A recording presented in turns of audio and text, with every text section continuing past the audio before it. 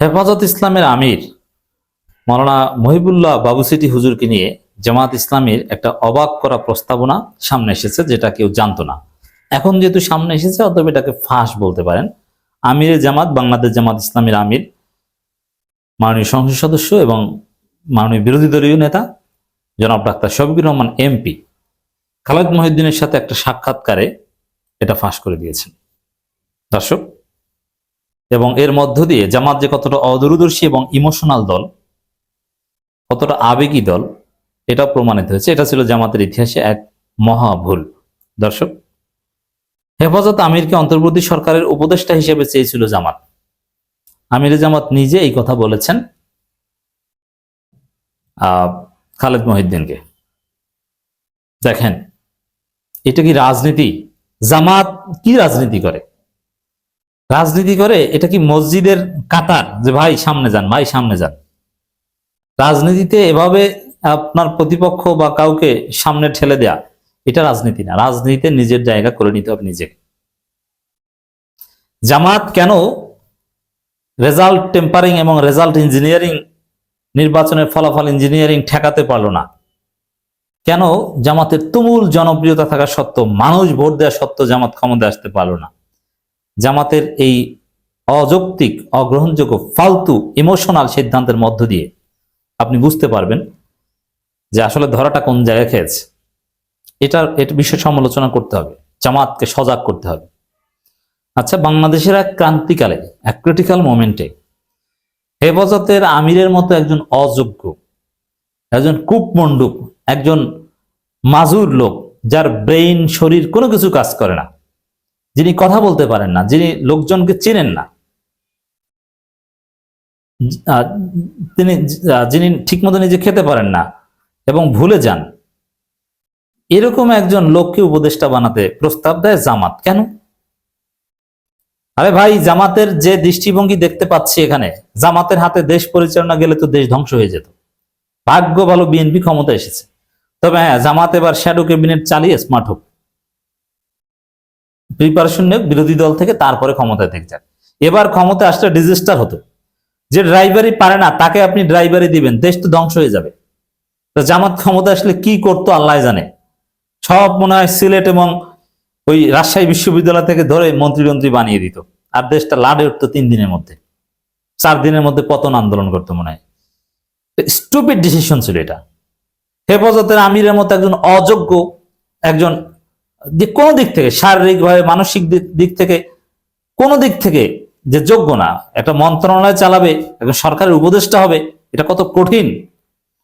Doctor আফামা খালিদের মতো একজন জাদ্রের লোক, তাকে হিমশিম খেতে হয়েছে। একজন ইনক্লুসিভ লোক, যিনি সবাইকে ধারণ করেন। ডক্টর আফামা খালিদ চরমোনাই, কিন্তু তিনি ইনক্লুসিভ। তিনি জাকির নায়েককেও কন্টেইন করেন এবং তিনি স্মার্ট একজন ডক্টর, একজন আধুনিক লোক, কওমি আলেম হল একজন আধুনিক, যোগ্য, প্রশাসনিকভাবে অত্যন্ত দক্ষ একজন লোক। তারই আমরা কত সমালোচনা করেছিলাম। তিনি হিমশিম খেয়েছেন কুলিয়ে উঠতে। আর কোথাকার কি মহিবুল্লাহ বাবুনগরী, তাকে নাকি উপদেষ্টা বানানোর প্রস্তাব করেছে। এর মানে বিষয়টা হচ্ছে এরকম যে একজন রিক্সা চালককে যদি বিমানের স্টিয়ারিং ধরিয়ে দেন, ককপিটে বসিয়ে দেন, এটা যেরকম একদম বোকামি, হেফাজতের আমিরকে মন্ত্রী করা প্রস্তাব তার চাইতে বোকামি। সে কি মন্ত্রণালয় চালাবে? আপনি চিন্তা করেন, এই মহিবুল্লাহ বাবুসিটি হুজুর, এরে আপনি ধর্ম উপদেষ্টা বা কোনো একটা উপদেষ্টা বানাতেন, প্রথমে মানে এ তো কিছুই পারতো না। সাইনটিন ঠিক মতো করতে পারে কিনা সন্দেহ আছে। এ বড় আলেম ছিলেন, জবরদস্ত আলেম ছিলেন, এই বিষয়ে আমরা আলোচনা করছি না। কিন্তু একজন মন্ত্রী হিসেবে, উপদেষ্টা মানে মন্ত্রী, একজন মন্ত্রী হিসেবে তিনি কি উপদেশ দিবেন? তাকে ধর্মমন্ত্রী বলে প্রথমে বলতেছে আজকে থেকে জামাত শিবির বাইতুল মোকাররমে নিষিদ্ধ, কারণ এরা কাদিয়ানীদের আলাদা মসজিদ থাকবে। কোনো মসজিদে, কোনো প্রচলিত মসজিদে জামাত নামাজ পড়তে পারবে না জামাতের লোকজন, কারণ এরা কাদিয়ানীদের চাইতেও নিকৃষ্ট। এরা আলাদা জামাতি মসজিদ, এরা কাটাবন মসজিদে নামাজ পড়ুক, তামিল মিল্লাত মাদ্রাসার মসজিদে, জামিয়া কাশিমিয়া মাদ্রাসার মসজিদে যে নামাজ পড়ুক। অন্য কোন সুন্নিদের মসজিদে, আহলে সুন্নাত ওয়াল জামাতের মসজিদে জামাত শিবির নামাজ পড়তে পারবে না। এই বাবুসিটি হুজুর তো ফতোয়া দিত ওইটা। আরে কিভাবে কি চালাতে? এরকম বিদ্বেষ পরায়ণ লোক, যেই সরকারের অন্যতম সমর্থনদাতা ছিল জামাত ইসলামী, সেই সরকারের উপদেষ্টা হবে মহিবুল্লাহ বাবুনগরী, এটা আবার জামাত প্রস্তাব করেছে। আমি জামাতের ব্রেইনটা কি এটা নিয়ে আমি অবাক, যে এই লোক কিভাবে প্রস্তাব করে। আপনি কি এখানে পুতুল খেলা মনে করেন রাষ্ট্রটাকে? এটা কি মসজিদের কাতার যে ভাই আপনি সামনে যান সামনে যান? এটা রাষ্ট্র।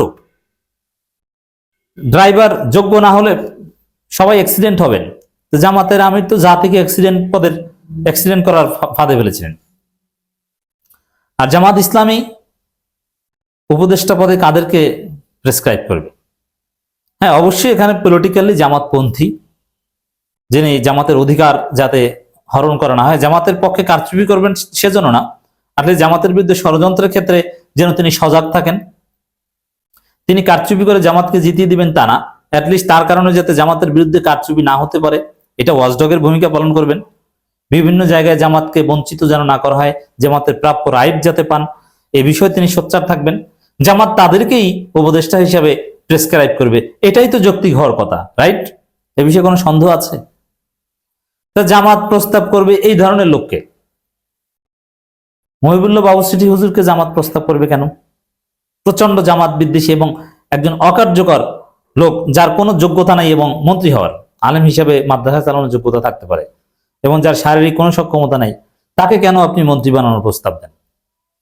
তাহলে আচ্ছা, অন্তর্বর্তীকালীন সরকারের মন্ত্রী বানানোর প্রস্তাব দেওয়া হয়েছিল, তাহলে জামাত ক্ষমতা আসলে কি তাকে টেকনোক্র্যাট কোটায় বানাতেন? দেশ ধ্বংস হয়ে যেত। এই ধরনের চিন্তা নিয়ে জামাত রাজনীতি করে, এটা কি? আরে ভাই, হেফাজতে ইসলামী তারাও তো এই বাবু সিটি হুজুরকে মন্ত্রী বানানোর প্রস্তাব দিবে না, কারণ জানে যে এই লোক ড্রাইভিং করতে গেলে গাড়ি খালের মধ্যে ফালিয়ে দিবে। হেফাজতে ইসলামী প্রস্তাব করেছে ডক্টর আফামা খালিদকে, যিনি পুরোপুরি যোগ্য লোক ছিলেন। মামুনুল হকরা বা অন্যান্য দল তারাও আফামা খালিদের প্রতি, জামাত এখানে মিজানুর রহমান আজহারীকে প্রস্তাব করতে পারে। এটা হতে পারে যে আজহারী জামাতপন্থী কিন্তু সবার কাছে গ্রহণযোগ্য একজন বড়, এই ধরনের লোকেই সাধারণত তত্ত্বাবধায়ক সরকার উপদেষ্টা হয়। ধর্মীয় গ্রাম থেকে আলেম এগুলো যদি হয়, জামাত মিজানুর রহমান আজহারীকে প্রস্তাব করতে পারতো, অথবা প্রবীণ নাগরিক হিসাবে কামাল উদ্দিন জাফরি যদি শারীরিকভাবে যোগ্য হয় তাকে করতে পারতো। কিন্তু মহিবুল্লাহ বাবু সিটি হুজুরকে কেন করবে? তাহলে এখান থেকে একটা বিষয় বোঝা যায়, জামাত অনেকটা ইমোশনাল।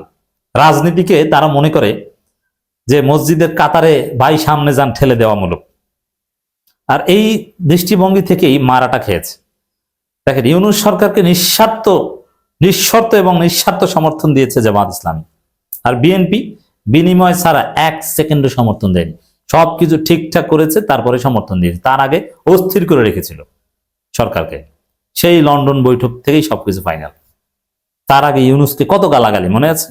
আর জামাত নিঃস্বার্থ সমর্থন দিতে হয় শুধু প্রেমিকাকে আর স্ত্রীকে আর একদম রক্ত সম্পর্কিত, আর কাউকে নিঃস্বার্থ সমর্থন দেওয়া যায় না। এই কাজ এরা করেছিল, জামাত করেছিল। তার জামাত এই বিপুল সংখ্যক মানুষ ভোট দেওয়ার পরও জামাত ক্ষমতা আসতে পারলো না। আওয়ামী লীগের ভোটটাও জামাত তাদের বক্সে নিতে পারলো না, যে ভোট বিএনপি নিয়ে ক্ষমতা এসে গেছে।